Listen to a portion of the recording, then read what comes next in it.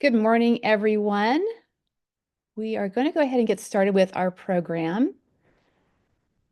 Welcome to our Holocaust program today. Eisenhower Preserves the Past by Documenting History.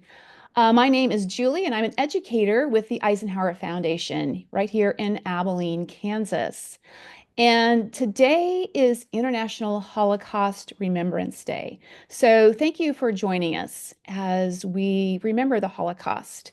Um, some of you may know that Dwight Eisenhower was our 34th president of the United States, but before he was president, he was Supreme Allied Commander in World War II. And at the end of the war, General Eisenhower and his troops had the unimaginable experience of touring a Nazi concentration camp nearly 80 years ago. And so this program is going to be all about the documentation that not only Eisenhower took, but other people who were involved, who saw firsthand evidence of what happened during the Holocaust. These documents are called primary sources because they come directly from those who witnessed what was going on firsthand. So we'll see how this documentation impacted the rest of the world. If you have that primary sources sheet that was sent out for this program, you can use it to list the types of primary sources that you see in this program and how it helps your understanding of the topic. If you don't, that's okay. You can just take notes on a piece of paper.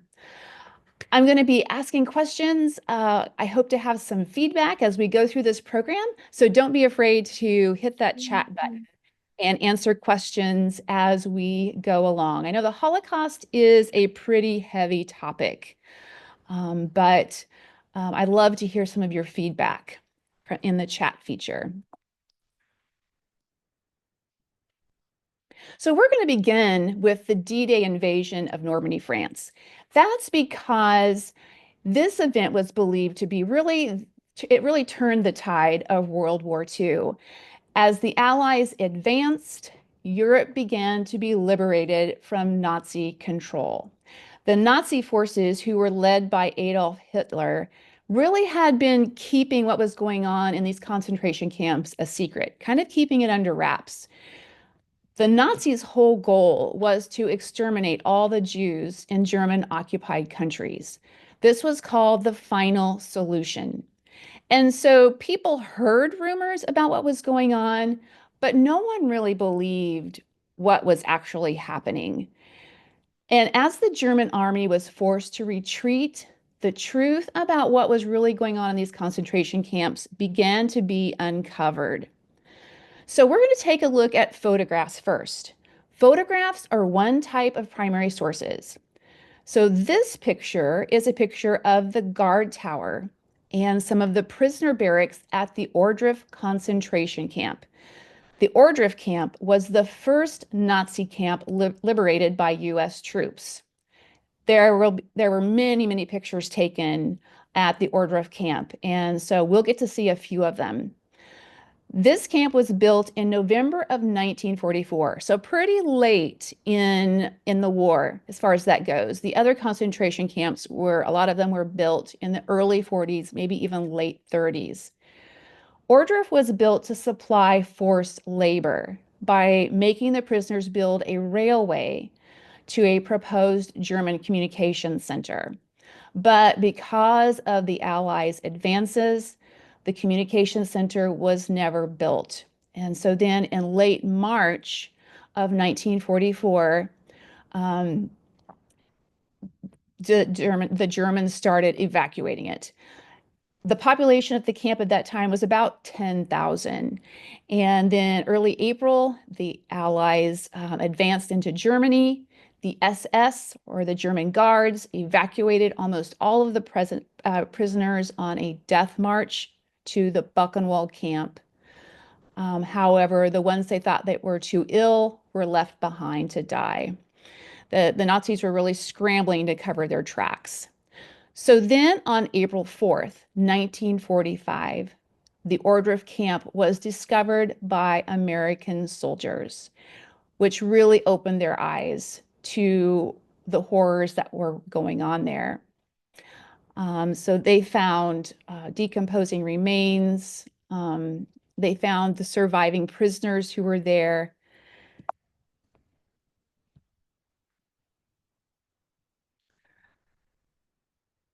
Then on April 12th, Supreme Commander of the Allied Forces, Dwight Eisenhower, along with Generals Patton and General Bradley, visited Ohrdruf. And this is where they saw the crimes that had taken place. General Eisenhower said nothing had ever shaken him like this. So we're going to take a look at some of the pictures or pictures of some of the things that they saw. This shed was where corpses of the prisoners were kept until burned. They were sprinkled with lime in an attempt to reduce the smell. However, I know President Eisenhower said the smell was just overwhelming. This is a picture of General Eisenhower listening to an explanation of how the gallows were used to hang prisoners. This was usually done to make an example. If they disobeyed or didn't do something, they were killed in order to set an example for the rest of the prisoners so they would fall in line. The German SS, or the camp guards, to kind of get rid of as much of the evidence as possible, quickly made a grid from railroad tracks. And then they incinerated or burned corpses of the prisoners that they had in mass graves. But as you can see, that didn't work. The evidence was still there. This is a photo of the inside of one of the barracks that shows the prisoners' sleeping arrangements on the floor. So I'm going to show you a video clip or a film clip, which is another example of a primary source document. It was taken the day that Eisenhower, Patton, and Bradley visited the camp. They had someone just follow them around with a film camera. This is raw footage. There's no sound to it, but it does show what the general saw and the soldiers who were there saw that day.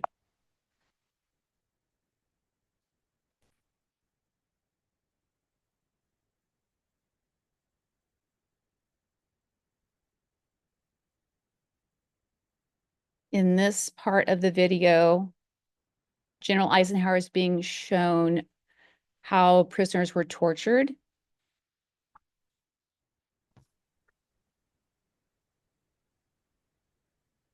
can see that some of the prisoners were still there, and through an interpreter, they told General Eisenhower what had happened. Dead prisoners were just lying haphazardly on the ground.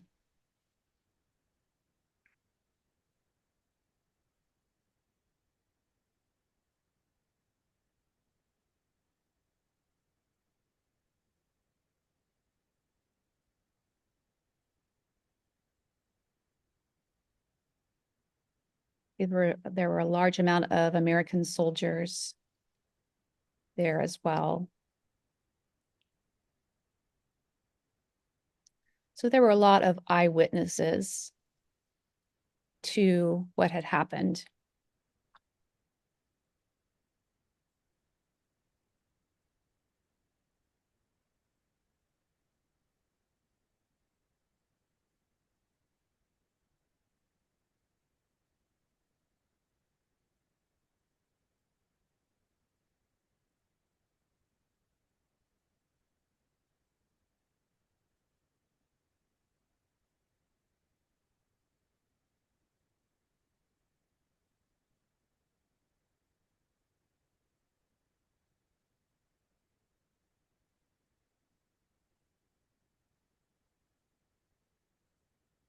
Sure, a lot of the soldiers were just speechless as far as what they saw. All right. So now we're going to move to another type of primary source. What type of document are we looking at now? Can you type it in the chat?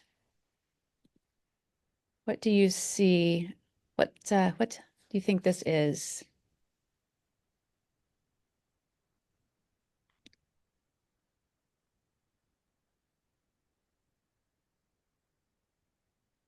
It's a letter, right? And if you look up the upper right-hand corner of that first page, you can see the date, April 15th, 1945. So this is just written 3 days after General Eisenhower visited the Ordruff camp. This is a letter to General George Marshall. He was the Army's chief of staff under President Roosevelt. And on page 2 there, in the second paragraph, he goes into a lot of detail about his experience at Ordruff. That's that highlighted paragraph there. So let's kind of take a closer look at this section. Um, we have a voiceover reading that section. It's not General Eisenhower's voice. So you can just On a recent tour of the forward areas in 1st and 3rd Armies, I stopped momentarily at the salt mines to take a look at the German treasure. There is a lot of it. But the most interesting, although horrible, sight that I encountered during the trip was a visit to a German internment camp near Gotha. The things I saw beggar description. While I was touring the camp, I encountered 3 men who had been inmates and by one ruse or another had made their escape. I interviewed them through an interpreter.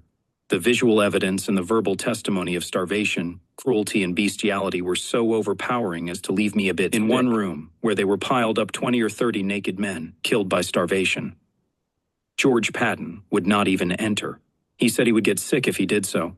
I made the visit deliberately, in order to be in position to give first-hand evidence of these things, if ever, in the future.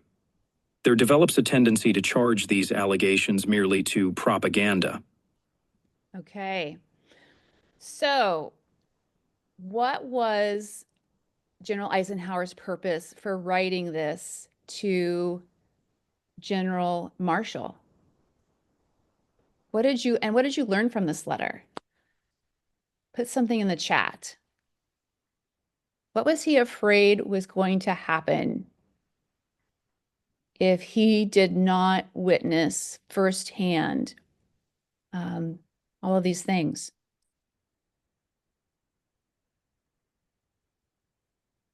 Is there anything in this letter that surprised you?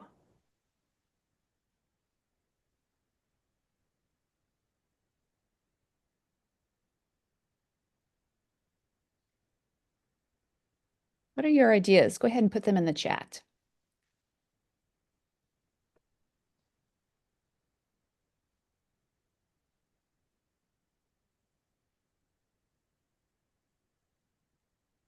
Can you repeat that question, please? Oh, go ahead and put in the chat what did you learn from this letter? Or why was General Eisenhower so insistent that he see these things firsthand?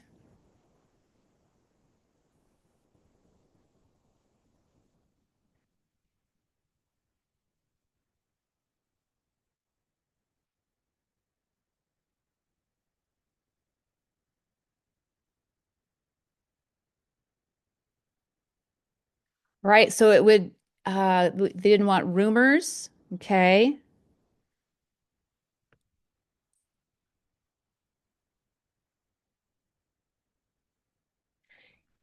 He wanted people to know about it, right?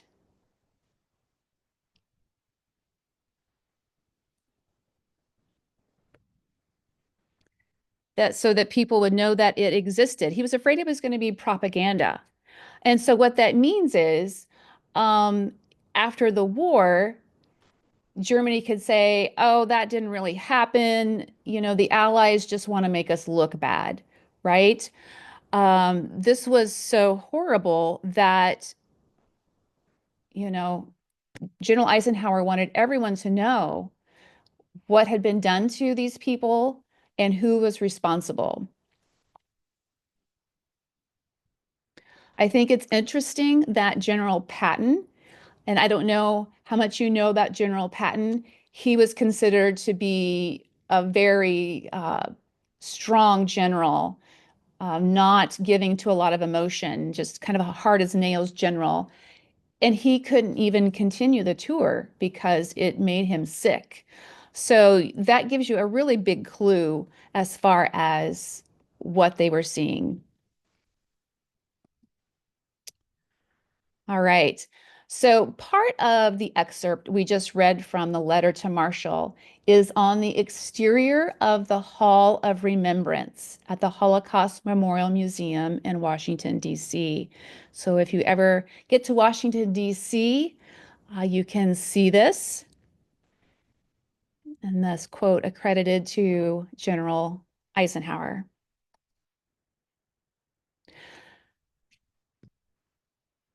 All right. We have another primary source. Does anyone have any guesses what this might be? Try looking at the markings on the documents as clues.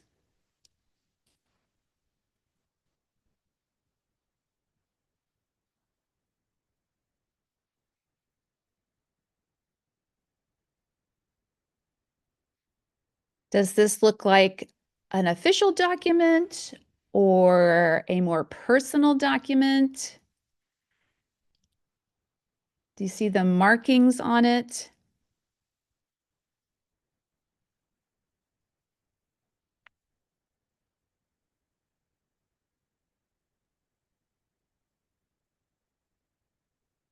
I see the date of April 19th, 1945. So again, just a couple days after Eisenhower wrote to General Marshall. I see stamps on it, of course, secret, eyes only. Eyes only meant that it was not to be copied or photographed. It was only to be read by the person it was sent to. So this is something called a cable from SHAEF. And SHAEF stands for Supreme Headquarters Allied Expeditionary Force. Cables were communications that were sent under the sea. There were big cable lines that would go under the sea, and international correspondence and government communications were often sent by cable during the war because it was considered safer. This is probably one of the most significant pieces of communication because of what President Eisenhower is requesting from General Marshall. So let's take a closer look at what it says. We continue to uncover concentration camps for political prisoners in which conditions of indescribable horror prevail. From Eisenhower to General Marshall, for eyes only. I have visited one of these myself, and I assure you that whatever has been printed on them to date is an understatement. If you would see any advantage of asking about a dozen leaders of Congress and a dozen prominent editors to make a short visit to this theater in a couple of C-54s, I will arrange to have them conducted to one of these places where the evidence of bestiality and cruelty is so overpowering as to leave no doubt in their minds about the normal practices of Germans in these camps. I am hopeful that some British individuals in similar categories will visit the northern area to witness similar evidence of atrocity. All right. And it's signed DE, which is, of course, Dwight Eisenhower. So what is General Eisenhower asking General Marshall to do? What does he want to have happen?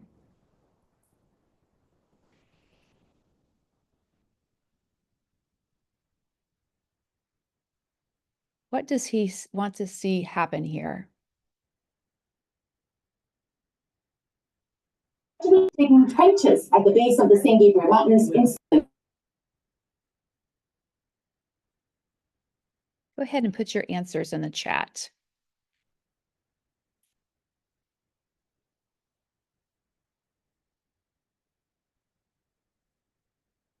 Okay, have the British witness it and document evidence. Yes, he wants the British to document this. Who else does he want to have document this? Not just the British, but who else?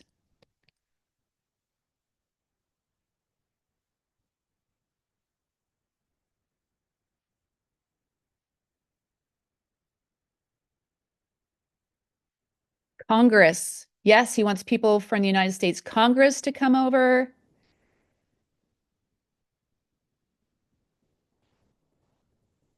He also wants prominent editors. So that probably means newspaper editors, right? He wants the newspapers to come over and see this. Uh, you know, radio was the main means of, radio and newspaper were the main means of disseminating information at that time. So, maybe those in radio to come over, take a look and report on this. He wants to get this out there to the world so that they know what is happening. All right. We're going to take a look at a more personal type of communication, personal letters. Personal letters, journals, diaries are yet another type of primary source. The letters we are about to look at were written by Harold Porter, who served in World War II with the 116th Evacuation Hospital in Europe. And he was stationed at Dachau concentration camp after its liberation. His job there was to provide care to former prisoners of Dachau. So remember how we talked about the Germans were in such a hurry to leave that prisoners that they thought were too sick and that were going to die anyway just got left behind. And so when the Allied troops came in, they found all of these very sick and dying prisoners. And so then a lot of the soldiers' mission was to take care of these prisoners and to help them and to get them back to health as possible. And so that's what Harold Porter uh, is writing about in these letters to his parents. These letters were obtained from the archives of the Eisenhower Presidential Library. And we're just going to play again. He's not reading these. This is a voiceover, but we're going to play excerpts of a couple of these letters, but they do kind of give a good view of what he experienced. 7 April 1945. Dear Mother and Father, you have by this time received a letter mentioning that I am quartered in the concentration camp at Dachau. It is still undecided whether we will be permitted to describe the conditions here, but I'm writing this now to tell you a little, and will mail it later when we are told we can. It is difficult to know how to begin. By this time I have recovered from my first emotional shock and am able to write without seeming like a hysterical gibbering idiot. Yet, I know you will hesitate to believe me, no matter how objective and factual I try to be. I even find myself trying to deny what I am looking at with my own eyes. Certainly, what I have seen in the past few days will affect my personality for the rest of my life. We knew a day or two before we moved that we were going to operate in Dachau, and that it was the location of one of the most notorious concentration camps. But while we expected things to be grisly, I'm sure none of us knew what was coming. It is easy to read about atrocities, but they must be seen before they can be believed. I've seen worse sights than any be described. Okay, so in this first letter, what have we learned about what Harold is seeing?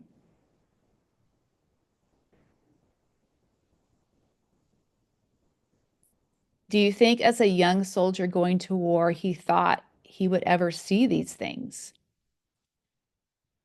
No, and I think the one thing that really struck me also was him saying, like, I don't know what we can tell you yet, but this is so extreme. I have to like forewarn you, it's going to be bad.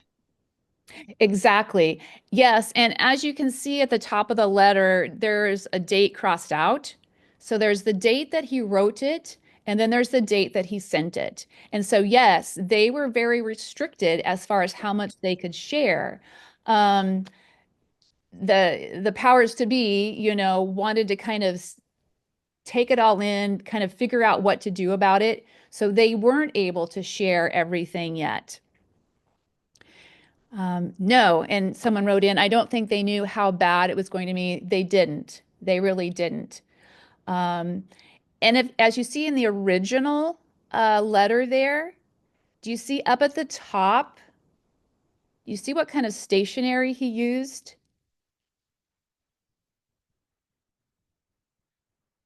So this is stationery from the desk of an SS guard who was working at this concentration camp before they evacuated. And so apparently that was all he had to write on. He found this in the guard's desk and wrote his letter to his parents on that. So let's go on and look at another letter. 10th of May, 1945. Dear Mother and Father, I've told you before about the thousands of dead bodies here. They are not nearly so ghastly nor horrible as our patients, the living corpses. Gandhi, after a 30-day fast, would still look like Hercules when compared with some of these men. It's unbelievable that they could still be alive. Okay, so definitely as comparing the prisoners who were still alive to the bodies that had passed away, the living prisoners are almost in worse shape, in his opinion. We have one more excerpt here. 15th of May, 1945, for breakfast the other day. Everyone was excited, but some were too weak to even peel theirs. More and more of them are beginning to look like people and less like animals. We have patient or prisoner ward boys to assist us now, and things are going a little easier. Perhaps you'll see much of this in the newsreels. If so, you'll miss the most grisly part. An article in Stars and Stripes says that the Hayes office has decided you couldn't take it. Love, Harold. Okay, so Stars and Stripes was a publication that was just printed for the armed forces at that time. The Hayes office, that was a military official who was kind of in charge of what the public would know about what was going on in the war. But what did you learn from what's going on from Harold in this letter?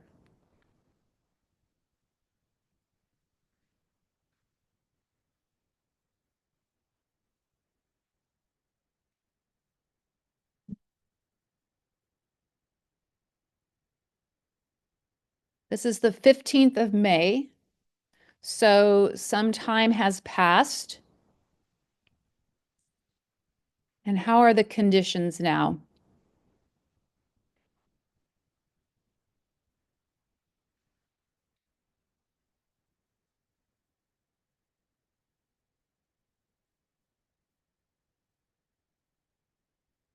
Better, right? Yes, definitely better. Um,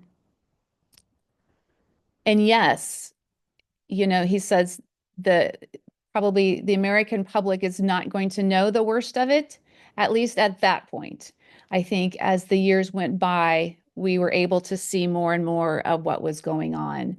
But that just tells you how awful it was if the military didn't think that the normal population would be able to take it all, and they probably wouldn't. All right. So we're going to go now to an interview to a soldier who was there at Ordruff. Remember in that first film clip, we saw all of those soldiers who were there with General Eisenhower looking at the Ordruff camp. This is Frank Hamburger. He was serving in the 65th Infantry Division of the U.S. Army when he visited the Ordruff camp. And so in this interview, he describes some of what he saw. This is called an oral history. It's another form of a primary source.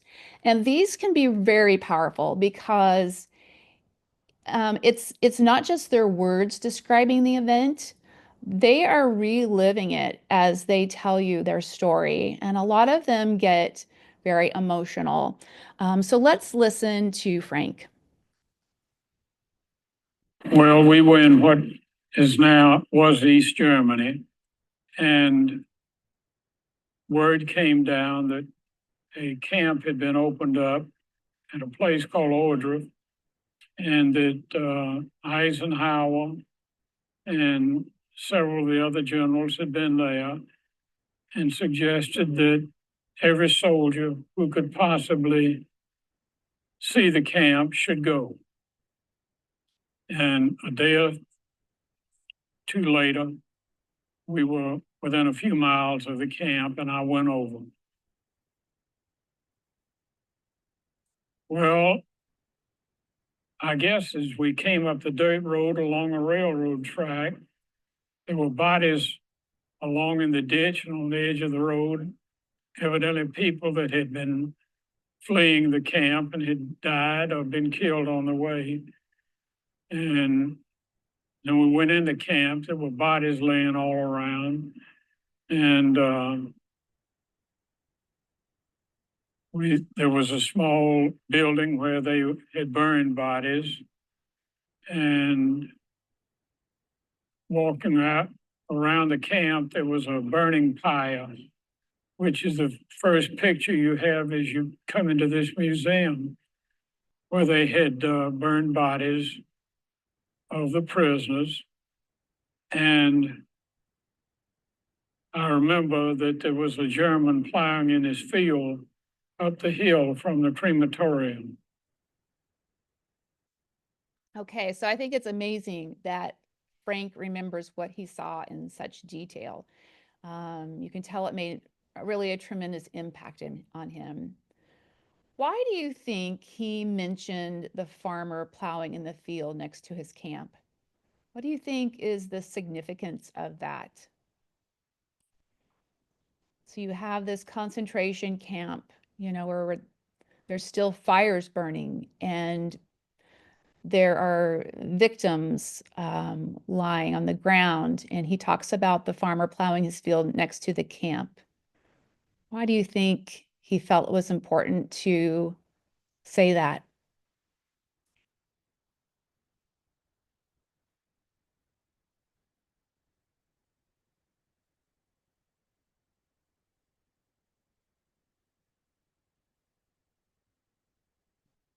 It's kind of a clue to what was going on all over Germany, where these concentration camps were located.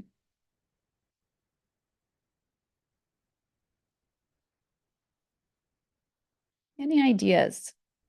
Go ahead and put them in the chat, or if you want to even say something, open up your mic and say something, that would be fine also.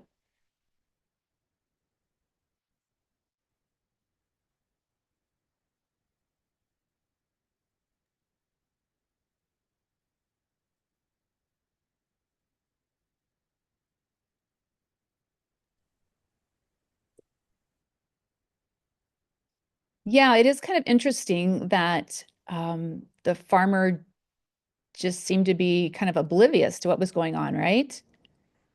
And I think that was kind of the general feeling, was that here all of these horrible things were happening, and the German citizens living next to these camps were just kind of, I don't know if they were turning the other way or ignoring it, but just kind of maybe going on with their lives um, without paying attention to it. And I think a lot of them maybe didn't feel like they could do anything, or maybe didn't want to know. Um, but it is interesting. All right. Well, as you can see, we've tons of primary sources, right? And because of Eisenhower's insistence that others see and document what they saw and what he saw, the world soon realized what had been happening under Nazi rule across Europe. So this documentation did several things of historical significance.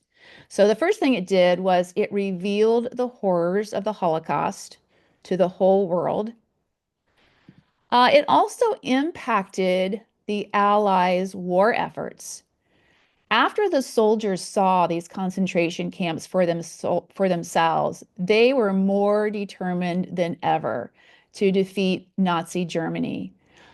And as General Eisenhower was quoted, "We are told the American soldier does not know what he is fighting for.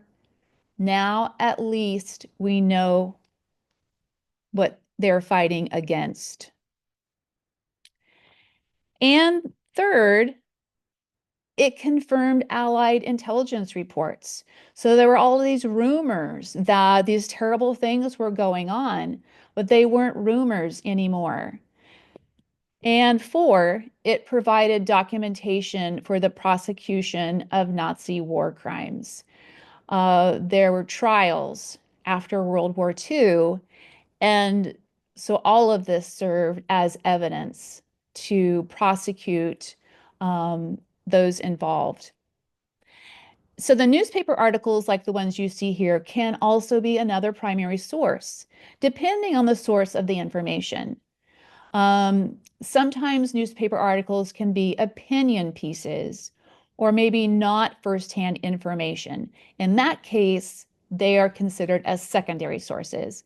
But if they are firsthand information from reporters who have seen it, they are considered primary sources. I have never felt able to describe my emotional reactions when I first came face to face with indisputable evidence of Nazi brutality and ruthless disregard of every shred of decency. Up to that time, I had known about it only generally or through secondary sources. I am certain, however, that I have never, at any other time, experienced an equal sense of shock. So this excerpt is from Dwight Eisenhower's book, Crusade in Europe, which he wrote about his experiences during World War II. General Eisenhower never visited another concentration camp. Ohrdruf camp was the only one that he visited. After World War II, of course, he became president and he served 2 terms. During his time as president, the Cold War really began to escalate with the Soviet Union. But President Eisenhower believed in peace and the use of diplomacy with other nations to resolve challenges. And he lived by this quote, which is displayed in our museum. "I hate war as only a soldier who has lived it can." So, what does that tell you about his experiences as a soldier? What are your ideas?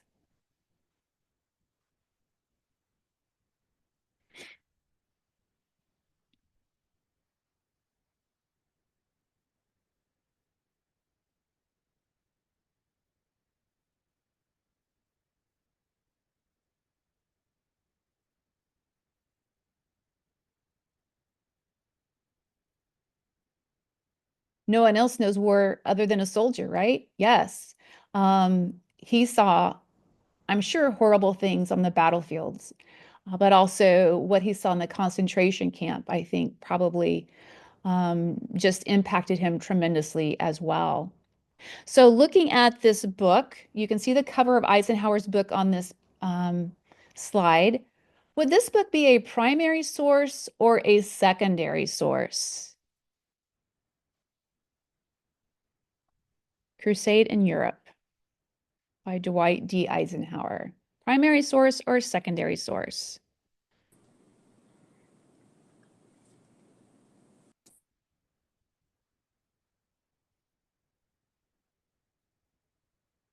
Would it be considered a primary source? Absolutely. It is a primary source, yes, because it was written by Dwight Eisenhower, and he's giving his eyewitness accounts, his firsthand account, which is exactly what a primary source is. So, yes, there are lots of books out there about World War II, about the Holocaust, um, and they use very reliable information. But if they're not written by the person who was actually there, then they are considered secondary sources. All right. So we've looked at quite a few primary sources this morning. I think maybe 8 altogether. Which one do you think was the most impactful? Which one did you learn the most from, maybe? And why do you think that?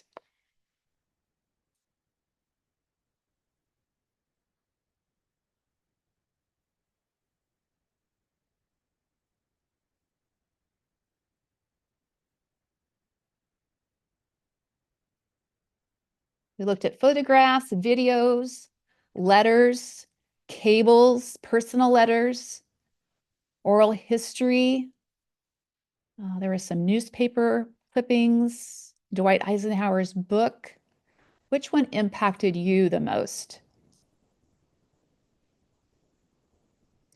Okay, the video and personal letters.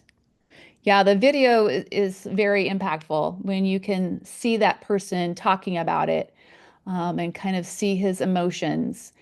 And I agree, the personal letters were definitely told a lot about how he was feeling and what he saw.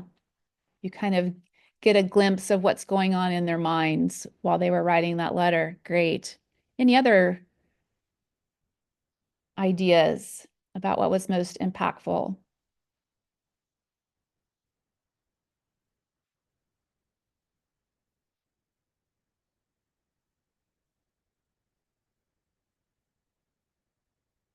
Some of the pictures, yep, they were pretty graphic, definitely. And that film footage, correct. So we see how hard General Eisenhower worked to make sure this was documented, that the Holocaust was documented, that people knew what had happened, what had been going on. What do you think would have happened, or what do you think would our history be like if he didn't? What if he had decided, oh, I don't want to look at this, I don't want to think about it anymore? What difference do you think that would have made in our history?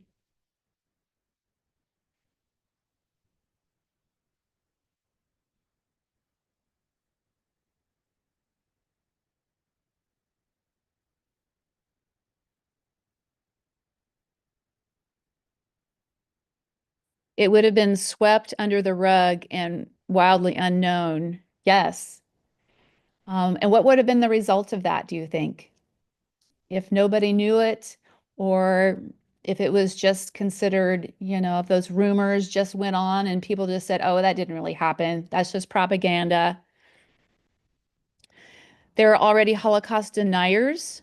I think with this documentation, that would have been even more widespread. Yes, that is the truth. There are still Holocaust deniers, um, but which I don't understand with all of this, with this proof, and the documentation that we have. But certainly, yeah, there would have been more. How do you think knowing about the Holocaust um, affects the way you think of other people, or how we should live in this world?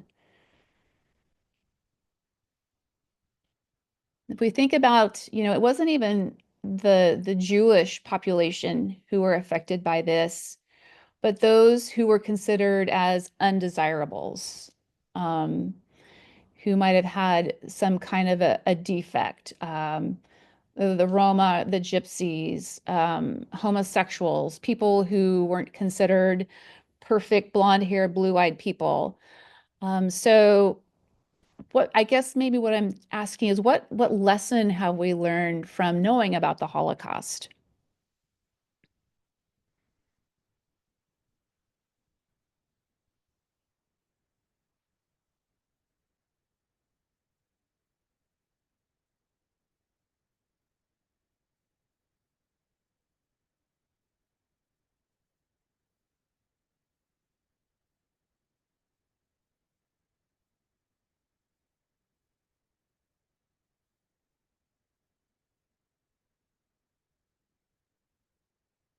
Yeah, we can certainly, right, stand up for those who are maybe experiencing injustice, right? If you see something that's wrong, maybe stand up for the right? Like President Eisenhower did. We certainly don't want to have this ever repeated again. So knowing about that helps it from being repeated again. Absolutely. Any other ideas?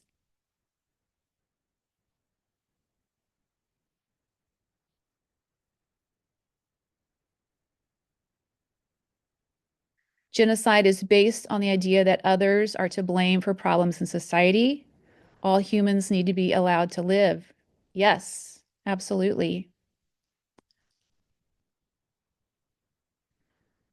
All right.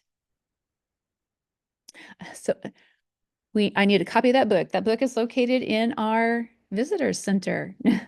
Probably also on Amazon. Crusade in Europe is also, yeah, I think I got my copy off of Amazon. So any other questions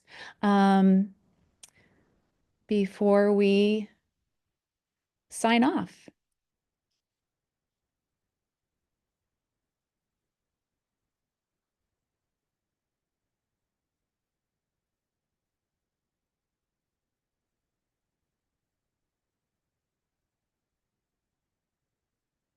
Will you be leading? Yes, I will be doing Children of Terezin at 1 o'clock Central Time this afternoon. A lot of these primary sources, you can go to the website for the Eisenhower Library, and that's a lot where I got a lot of mine. They have all of that digitally online, or if they don't, you can contact the Eisenhower Library. If you can't find them, contact me at eisenhowerfoundation.net. All right. Thank you so much for joining me today. And hopefully I will see you again at 1 o'clock. And please contact us if we can help you with getting any of these resources or if you have any questions. We'll see you later. Bye-bye.